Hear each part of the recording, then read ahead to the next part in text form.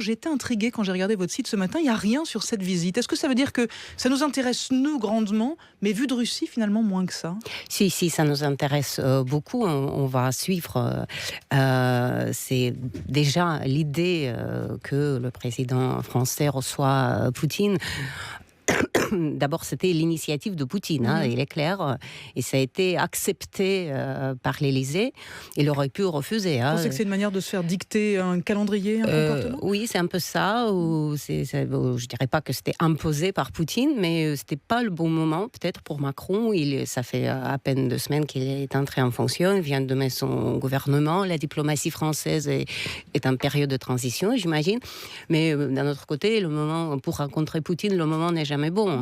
Donc, est-ce qu'il fallait ne pas le rencontrer du tout? On se demande si c'est un recul par rapport à Hollande, mais en fait... Parce que la dernière visite a été annulée, c'était en novembre, et il n'y a pas eu de visite finalement. Oui, c'est Poutine qui l'a annulée, mais c'est Hollande qui a décidé de... Voilà.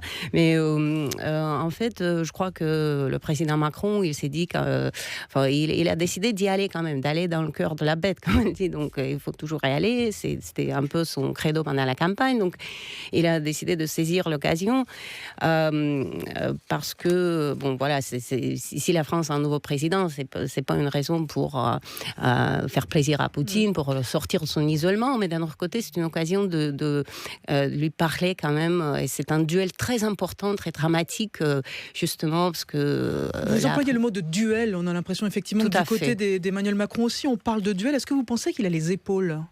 Est-ce que vous le sentez avoir les épaules? Oui, en fait, je crois que Macron, il rencontre son pire ennemi. Pour Poutine, c'est quelqu'un qui incarne en quelque sorte tout ce à quoi Poutine cherche à nuire. Parce qu'il s'attaque vraiment à la démocratie européenne. Et là, il a soutenu Fillon d'abord, Marine Le Pen après. Donc il n'arrive pas en terrain conquis non plus, Vladimir Poutine. Oui, là, M. Macron, il a quand même combattu avec succès les candidats poutinistes, disons. Voilà, c'est la poutinisation de l'Europe intérieure, mais aussi, il y a une menace de l'extérieur, donc c'est... Voilà. Mais est-ce que vous ne pensez pas, Mme Berezovskaya, que peut-être quelque chose a changé, en fait? Il y a eu un G7, la Russie n'y était pas, l'Europe s'y est retrouvée plus ou moins ragaillardi, en fait.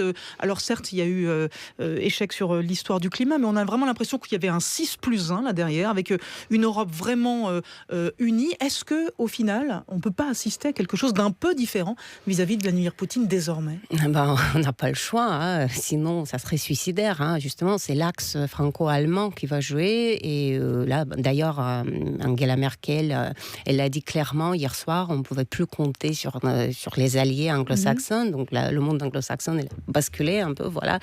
Et c'est vraiment cette Europe unie qui va faire face à la menace poutinienne, qui est sous-estimée d'ailleurs en Europe. Et là, avec Macron, on espère quand même qu'il y aura d'abord de la lucidité par rapport à Poutine. Et déjà, pendant ce sommet de G7, il a parlé quand même de l'invasion de l'Ukraine. C'est un langage un peu différent par rapport à ce qu'il disait déjà pendant la campagne présidentielle. Et on a reparlé de sanctions également. Oui, il faut les maintenir, c'est sûr. Mais déjà, parler de l'invasion, c'est important. Parce que, par exemple, pendant les débats, Emmanuel Macron, il a dit qu'il voyait Poutine comme partenaire de travail pour quelques problématiques régionales. Mais là, on comprend bien que la guerre en Ukraine, c'est pas un problème régional, c'est la guerre au centre de l'Europe. Qu'est-ce que vous voulez qu'il lui dise là-dessus, pour vraiment mettre la pression, pour que ça serve à quelque chose? Quels sont les mots que vous voulez entendre? Il a dit qu'il serait exigeant et qu'il ne ferait pas de concessions. Ça veut dire quoi, être exigeant et ne pas faire de concessions? Dans le cas de l'Ukraine, ça veut dire que Poutine doit se retirer du Donbass et qu'il doit rendre la Crimée à l'Ukraine. Et on sait bien qu'il ne le fera jamais. Donc, il n'y a pas d'espace de dialogue là-dessus. Voilà. C'est ça qu'il faut exiger. Il faut vraiment vraiment insisté sur le retour à la normale, c'est-à-dire au droit international. Mais s'il faut exiger qu'il n'y a pas d'espace, qu'est-ce qui se passe? Il faut faire de lui parler. On va aussi parler de Syrie avec lui, par exemple. L'un est un peu colère de l'autre. C'est un peu plus complexe, mais là non plus, je vois pas beaucoup d'espace de négociation. Il faut surtout rester ferme. Il faut pas céder parce que Poutine, il comprend que la force. Donc c'est vraiment important. On va voir d'ailleurs aujourd'hui ce que ça donne. Est-ce que Monsieur Macron va évoquer les questions des droits de l'homme aussi? J'allais vous poser la question, pour les opposants russes, Macron, ça représente vraiment quelque chose, un espoir vraiment de quelque chose ou pas? Oui, oui, on a beaucoup d'espoir parce que en fait, on va voir justement aujourd'hui s'il va évoquer ces questions-là. Il y a une lettre des familles des prisonniers ukrainiens détenus en Russie, des otages ukrainiens qui sont adressés à Emmanuel Macron pour qu'il en parle avec Poutine. Donc, on va voir s'il va évoquer la question des prisonniers politiques, des persécutions des homosexuels en Tchétchénie. Ouais. Des répressions en Russie où les gens sont mis en prison pour leurs opinions, pour ce qu'ils publient, pour ce qu'ils partagent sur les réseaux sociaux. Vraiment, il a écrasé les libertés en Russie et il faut en parler parce que c'est parce que personne ne l'a fait jusqu'à présent, finalement, chez les grands de ce monde, si.